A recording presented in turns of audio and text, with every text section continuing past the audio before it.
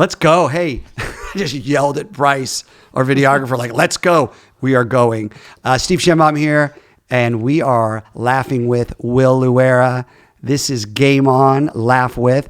And thanks for joining. And I'll say this a couple times, but please join us and subscribe on Spotify and where other podcasts go. That's my best bit. Aaron, our director of programs and content, does it so much better.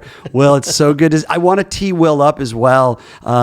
Will is executive director of Lifeline Productions. And we're going to talk a little bit about that. Sure. I want to honor your backstory. Will spent a lot of time in Boston, came down to Sarasota, was also the director of Florida Studio Theater. Mm-hmm. It's kind of where we met, where Chris Friday connected with you and I connect with you. We are huge fans of Will Luera. And because we're both encouragers, we're going to have an encouragement battle. No, you're good. No, you're good. No, you're good. No, you're the best. No, you're the best. You're so good. But I do have such a respect for Will. And we'll talk a little bit about our first time we met down the road here, but we're really just going to chop it up as we do with every Laugh With podcast. Will, what's that moment maybe you've had recently that brought you joy? Don't have to be the funniest moment ever. Brought you joy, brought you some laughter that you want to share? Go it. In fact, it was a few minutes ago where you're like, I think you were telling Bryce, this guy's a man about town. And it was when I got here, I was sitting outside on a phone call, and I was telling Chris Friday, I'm like, I'm finishing up this phone call, and then I'm going to jump in.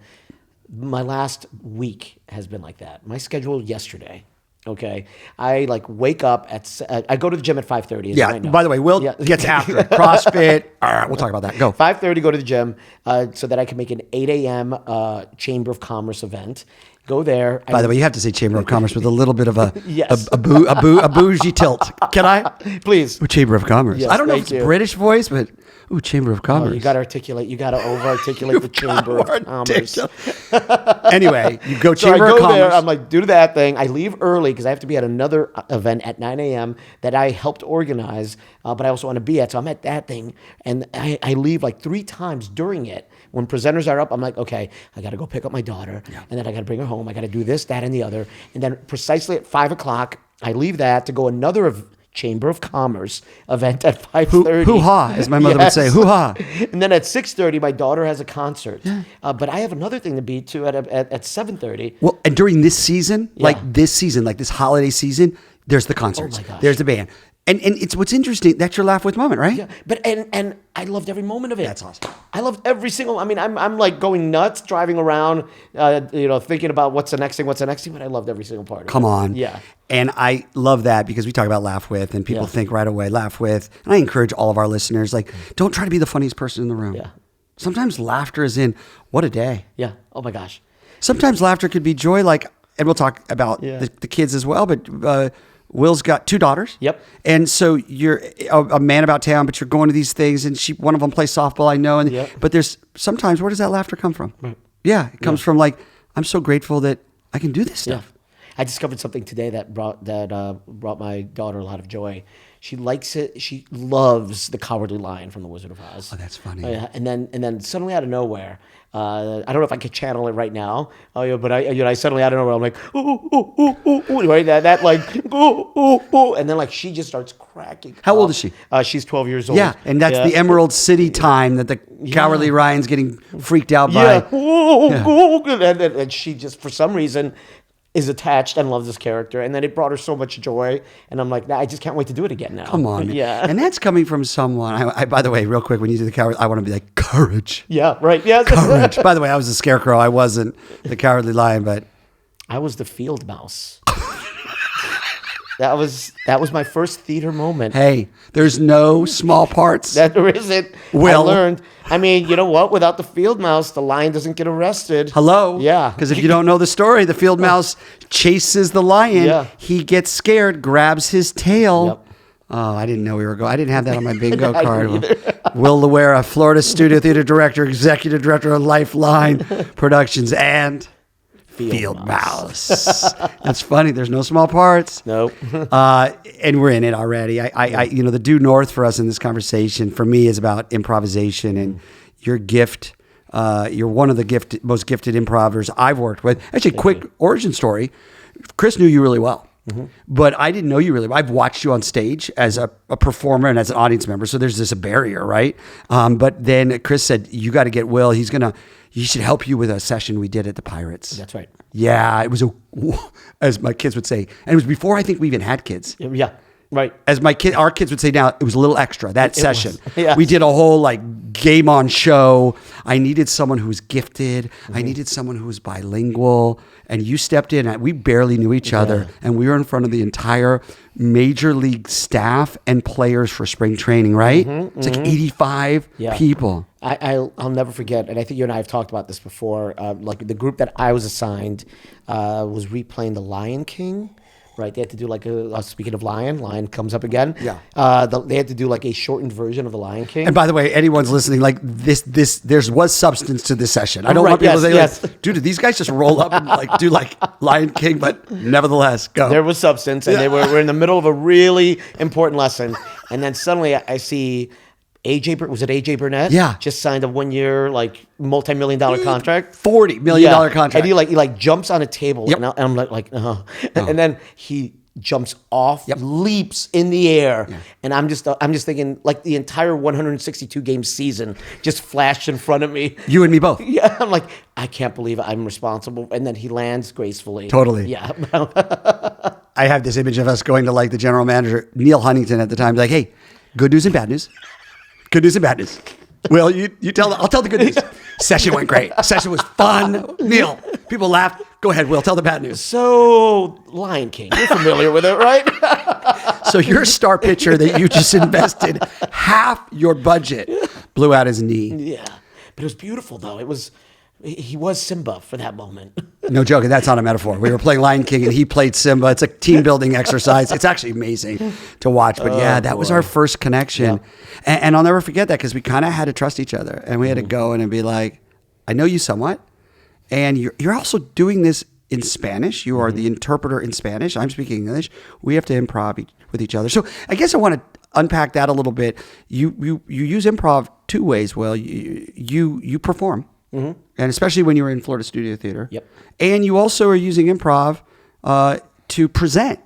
Talk about maybe that difference between the performing. I'm only using improv on the present side. I'm not really acting anymore, and I'm not in an improv troupe. What's the difference between the two, or how do you see it?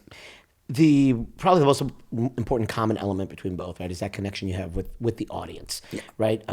That's the most important thing. But there's two different relationships you're developing with the audience. I mean, when you're performing, I always talk about the audience is the third player, or you have your performers on stage, you have your musician, you have your tech artist, and then you have the audience. They are another player. They're bringing in a certain energy.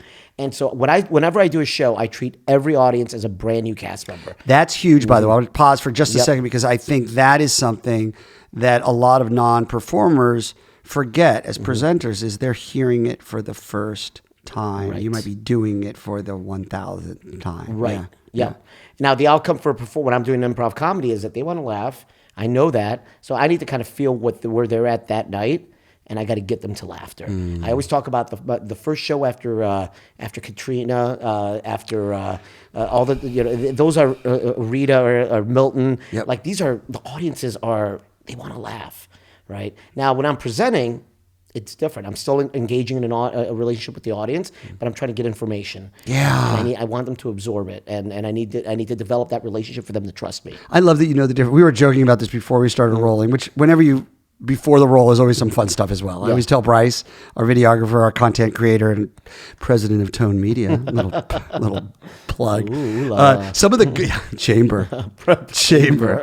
You really should look into joining the Chamber of Commerce. Do you think Bryce would make it? And I think we should get Bryce to submit an application, Will, for the Chamber of Commerce. The Chamber of Commerce, and then we'll review his application to see if he fits the mold. We always joke some of the best stuff happens before we were talking, and we were chopping it up before we started going live on air on the podcast. And I love this idea of the difference between performing and presenting and how you can shift the two. So I have a question as a non-improv performer now. Do you see a difference? You talked about post hurricanes and when people are going through really traumatic things that they want to laugh. Right. Do you see a difference from like a Friday night show, a Saturday night show, a midweek show. I know that sounds strange, but I'm fascinated by that. Yes. Yeah. Oh yeah, totally. Yeah. When you're dealing with your matinees, your evenings. I mean, your Friday evening audience. They're fresh out of work. Yes. They're tired. They're exhausted. Sometimes you have to do a little bit of lifting for them. They might even be just too tired to laugh out loud, right? But they're enjoying the show. But you got to tell you, that's why you're a good director. I get so pumped up talking to you, Will, because sometimes if someone's not accustomed to that, they're like, oh, the audience doesn't like us. And it's like, no, it's a Friday. Yeah. Wait till Saturday. That same joke will land differently. Right. And Saturday night, they've already had a full night of rest. They've had whatever they needed to do during the day. Totally different mood. And you have to appreciate that. I try to teach my actors of like, you listen to the silence of an audience because they're going to tell you what mood that they're in. Early. Yes, or very early. Yeah, that's interesting. Listen to the silence of the audience. That silence could actually be, I'm receiving this well. Yep. They might be leaning in. And that's why that's where the silence is coming from. Where were you when I was acting? I was like, oh no, there's nothing. They're not laughing. Oh no. Yeah. Oh no. How about Shenbaum should try harder? I don't think I've ever gotten that note. It was good, Steve. We needed more. Just more. The other thing we were chopping up was this joke. Like, if you're performing and you mix it up, which I know you don't do, but I think I want to run with this with you. And you're like, oh, I think I'm going to do some presentation. You're performing and like a Friday night, people are showing up to Florida Studio Theater. And then, you flip and you're like, let me tell you why we just did that. What was the lesson that you learned? Right? Right. You're like, dude, I just came here to be entertained. Yeah. And I've had audience members, rare, but I've had audience members that have come to me after a show because they were like expecting some sort of interesting. Yeah. They actually thought the agreement was right. And I'm like, no, this is a comedy show, right? What was the takeaway? No, there's no takeaway. That was, and they'll come up to you and they'll be like, I didn't really get what that scene was for. I'm like, for you to laugh? It was for nothing. Oh, that's really. I didn't even think about it that way. Yeah. The audience is like, I'm coming to a leadership teamwork seminar. No, you're not. Yeah, it's a dual agreement. Oh, that's funny. And so setting them up early, you got to set them up for success as well. Hosting for me, so if there's any presentation aspect in an improv show, it's the host. It's like, how are you setting that audience up, and how do you set up your cast? I've seen shows bomb because of a host not setting that agreement up properly. That is so good, and I want to stress this word agreement because it's like another way is like invitation. Yep.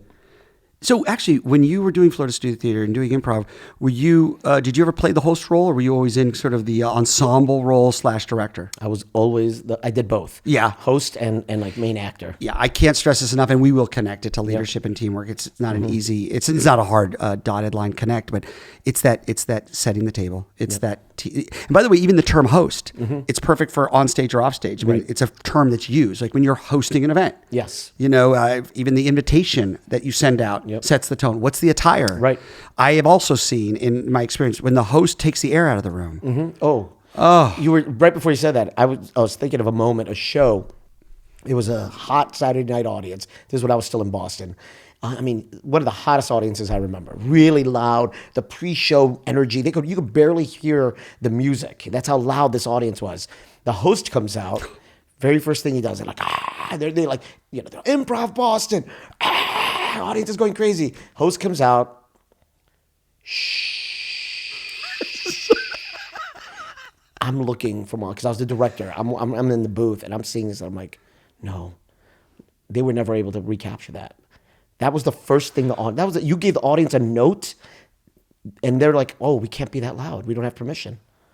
Talk about taking the air out of the room, and you're the actors in the back going, "We have such a live audience. We can't wait. This is why we do this. Yes, we're gonna have a relationship." Right. Shh.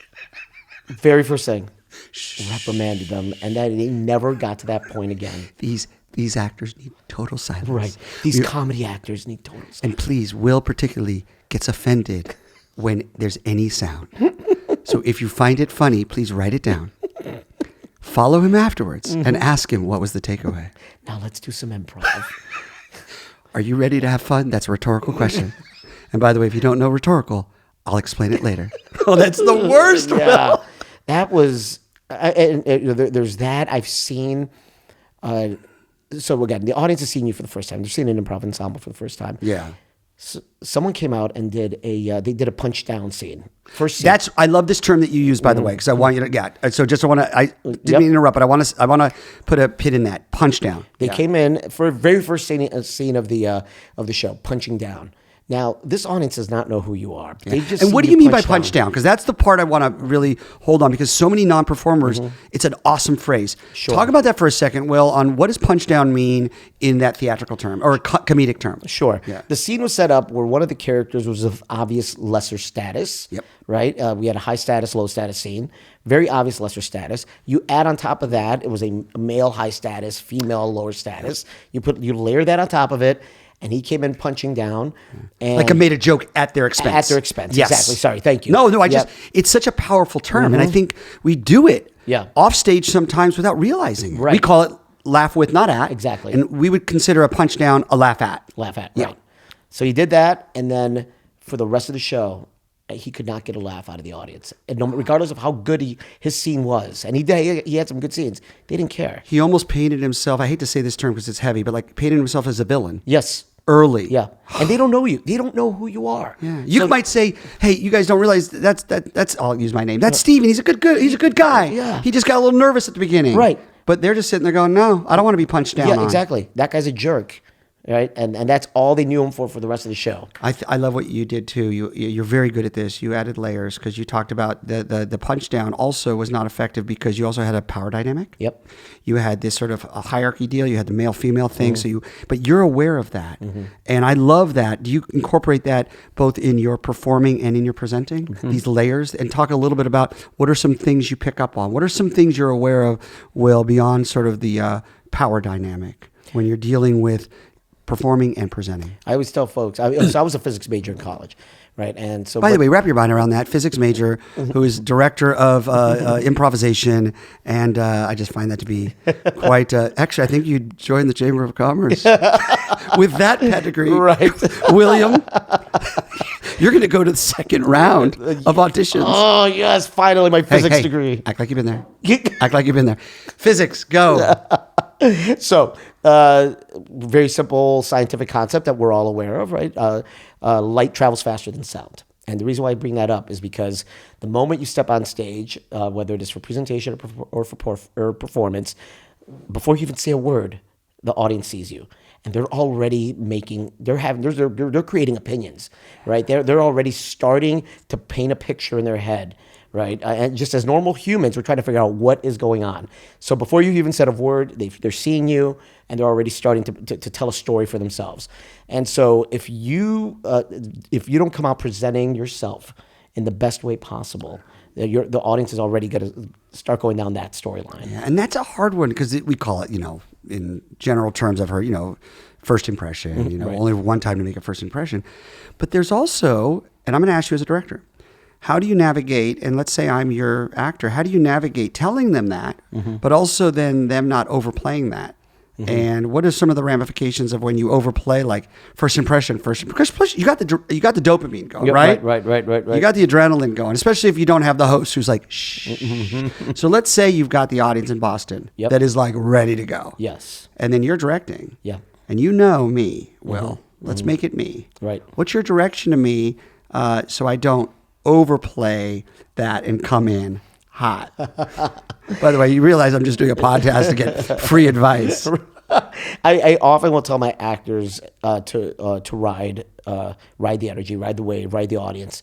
If we're feeling the audience is at a 10, right? I need you to ride that 10 right now. So you want them good. I need you to ride it. I don't need you to be an 11. Yeah. I need you to ride the 10. Yeah. Right. And then because then they might as they start coming down to that 9 or 8 or 7, ride it with them. Yeah. Ride it with them, and then don't try to keep them up at it, because that's the other opposite problem that same performer could have done. Yeah. Right. Is that he starts the hosting, they start coming down, audience starts to come down to listen, and then he's like, come on, like, let's get everybody back, and then it's like no, ride the audience, let them tell you. I love that it's the ride versus like match them and mimic them. Yeah, right. A ride, in my mind, is a journey, and it ebbs and flows. Exactly. To give Bryce a shout out, because that's my thing.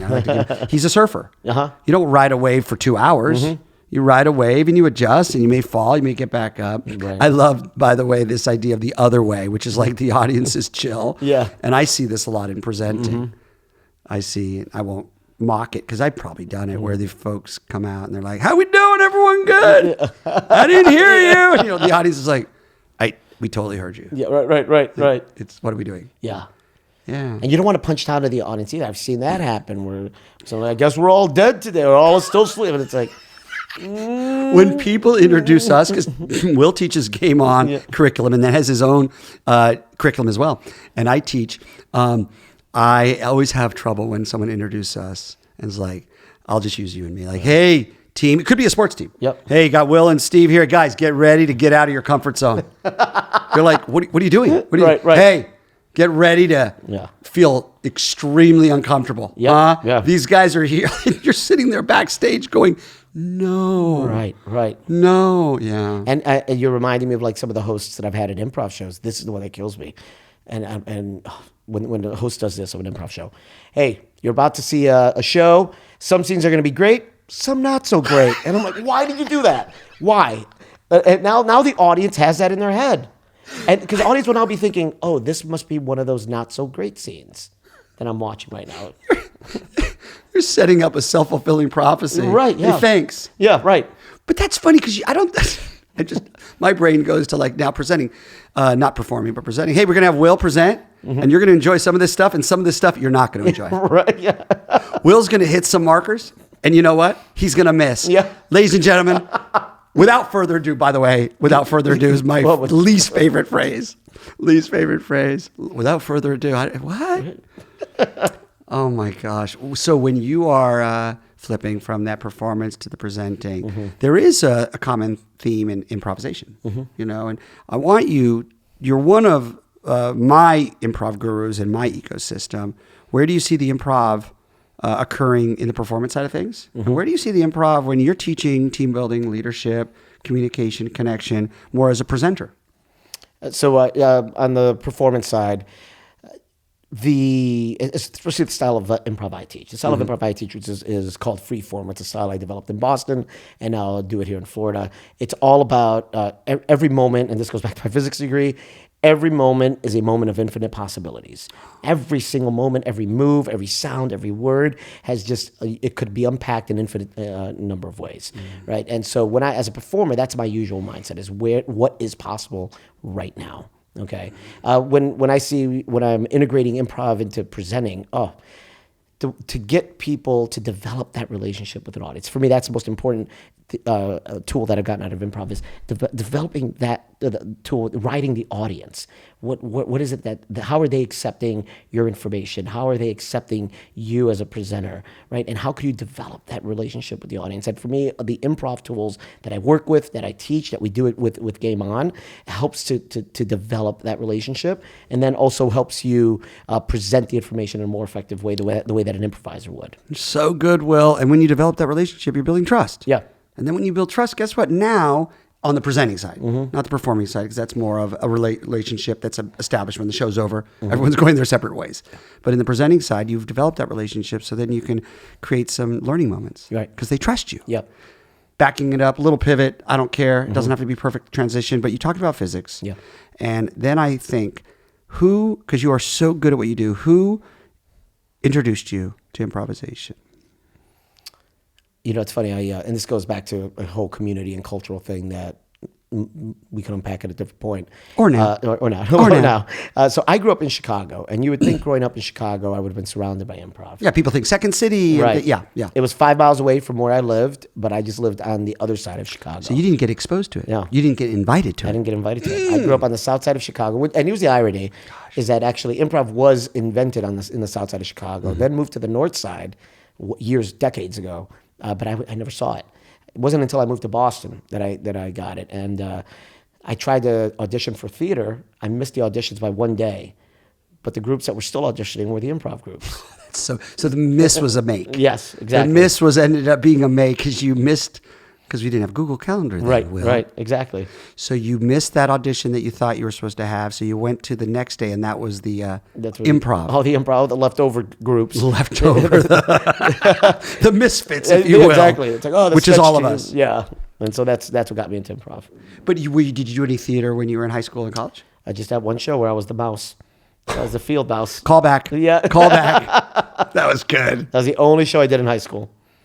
That's hilarious. You were a field mouse in Wizard of Oz. Yeah. You went to the wrong day, ended up. So you walk in, let's go there. You walk into this thing, which is like, sounds like you're like, oh, I'm getting the scraps. You know, the real actors were yesterday. They already did their thing. Yeah, that you could feel the air of Shakespeare in the room, right? Right, right. And then you got like the improv, which I always think fascinating. Improv is always seen a little bit as like that sort of after school thing, like Right. secondary. Yeah. But I think it's wonderful. Yeah. So you go there, and what happens? What lights you up? Did you meet someone? Did someone speak life into you? Did you go, wow, I can do this? I look at that moment, and there was a list of characters. This actually ended up being like an improvised murder mystery. And there's a list of characters, and I'm like, okay, I could maybe do this character and this character. I definitely have this character. And the reason why I say that is because there was a Western improvised, it was a murder mystery Western, and one character just happened to be a Mexican bandito. I am of Mexican descent, so I'm like, I have a pretty good chance at this one right here. And then the audition was basically, all right, improvising character. And I'd never done anything like that in my life. Did you feel freed? In that moment, I was like, this is amazing. Yeah. I am creating something in the moment, and I'm spontaneously not only thinking of it, creating it, and presenting it. And it's all happening at the same time. And then suddenly, I mean, that moment of freedom that I'd never felt before, and then because of the very nature of what improv is, of acceptance, right? It's like whatever, the whole idea, of yes and. I mean, I think you could write a whole book just on what those two words mean. Totally. Right? And then, because all it's saying is like, I'm accepting what you are doing, and I'm celebrating it. Right? That's what yes and means to me. And in that moment of me creating this ridiculous character, and everyone accepting and celebrating it, was a feeling I had never had. It's so rad. Yeah. And then it gets me to this, Will, and you've always been good at this in working with you. I haven't always. Chris and I have struggled with this a little bit. How do you control your dopamine and serotonin when you are on the wave? You talk about riding the wave and feeling the reaction from the audience. How do you make sure you don't get, let's use the metaphor, like sucked into the current of your own greatness? Because it's hard. Yeah. It's a high when you are being laughed with and you're feeling the energy. I've never seen you double down on that. I have. Right. I've been like, you like that? Oh, wait till you see this. And they're like, no, that's all we wanted. We wanted that was too much. Do you have some techniques that or is it just a natural thing that you've always had? It's practiced now. Yeah. I think it's just so. I've had those moments as an early improviser, right, where I'm just like, when that happened to me, I suddenly was pulled out of the moment, or I missed an opportunity, I missed a gift because I was too busy celebrating myself. Right, and then I'm sorry, I just did one of these like fraternity snaps. It was crazy. That is so good. You were too busy. You missed. Say that again. Yeah, I was too busy celebrating myself that I missed some very good opportunities and gifts. I go back to the style of improvisation that I'm talking about, freeform, where everything is cut up into these small moments that can lead to infinite possibilities. Part of the reason why I created it like that is so that you have to keep listening. You cannot stop. The moment you disconnect, the moment I go to my scene partner, I'm like, that was good. I just missed so much. And the audience sees that. Yep. And I don't think they love that level of arrogance. Right. No. And you've breached the relationship. You've broken, I'd say, the fifth wall, if you will, where you're like, you just stepped out of character to applaud yourself. Right, yeah. Unless that's your character's bit. Right. Yeah. It doesn't work. That's wild. Yeah. It's funny when you talk about those, every little moment is something. It's almost like a you're next anticipation dynamic. And it's beautiful because it keeps you present. Yeah. I tell my improvisers, I want you to play on the balls of your feet. I want you to be like in softball, right? When I'm coaching my kids, be softball ready, or be at hit an athletic stance, right? An athlete stance. But I tell my girls, I'm like, softball ready. So I don't care if you're in right field, you're softball ready. And I want my actors to be the same way. I want them to be ready. How do you feel being known as so good in improv and being in that space? How do you feel when people are like, yeah, I'm not an improvisationalist. I'm not an improver. You know, I'm kind of leading the witness a little bit, Sure. but you know, how do you see that word and that term and how it actually, the accessibility it could have with all people? Just had a conversation during Thanksgiving where my cousin's husband, the first time that we really had a conversation about what I do, right? After years of going to Houston for Thanksgiving, we just happened to be sitting right next to each other, and he wants to know what is it that I do. I explain it to him, and he's like, "Oh, I could never do that."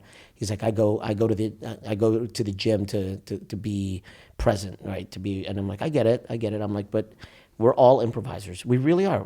And I tell him, I'm like, when you wake up in the morning, is there a script you read? Or is there, right? No, you go to work, you engage in conversation, and that in that moment you are present, right? And so all I am doing is as an improviser, as an improv performer, I'm on stage practicing being present and responding to the audience. But when I'm an instructor, I'm trying to help you to also stay present and to bring these tools to your day-to-day relationships. And when I teed you up for that, I'm so appreciative that that's where you went. I had a sense you would go there.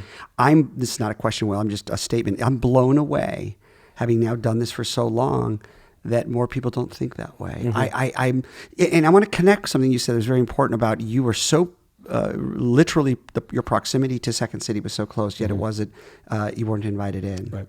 And by the way, I was on the other side in the north suburbs, and I was invited in immediately. That's another blog and another podcast for another time. Yeah? Right. But Yeah, we will definitely. chop that up. Oh, yeah. Because it's about accessibility and invitation. But also this idea that I'm still astounded that people don't see improv as life. Yeah. It's still, you say improv, I think people still are like, oh, performer, be funny. Right. Oh, you're doing a scene that's not scripted. Yeah, right. Yeah? Yeah, tell me a joke or all those things. And I always have to tell people, I'm like, when I teach improv, the first, my level 1 is a 16-hour course. The first 8 hours, we never even talk about comedy. Yet every week we're laughing. And that's great. And you have people, I'm sure, Will, kind of to our point, that are from all walks of life. Yep. Right? Right. I'm sure, I'm teeing you up, but talk maybe about a breakthrough moment. You don't have to name anyone's name. That like, there was just this beautiful comedic voice that didn't come from the theater. Well, you didn't come from the theater at start. You were physics. Yep. Well, you were the Mighty Mouse. Not the Mighty Mouse. You were the Field Mouse. The Field Mouse. Field Mouse. Sorry. Yes. I just leveled you up. I just promoted you. No, just a field mouse. Okay, perfect. Not just. Right. Get rid of just. Oh, you're right. You're right. He was a police officer. I love you creating we'll do a whole podcast on, tell me like the inner monologue of your field mouse, and you create like he was in a relationship and he was, but yeah, maybe share an anecdote of a student that came from like whatever, that auditing world, the consulting world, the lawyer, you know? I was just talking about this exact person yesterday. Yeah, and we did not set this up. No, we didn't. So I met his partner, and she and I just got into a conversation about my former student, and he came to my class right after a couple of different difficult things happened in his life, and he just ended up in my class. It was a Monday night class at Florida Studio Theater, and he was just looking for a place to make friends. Gosh. He comes in.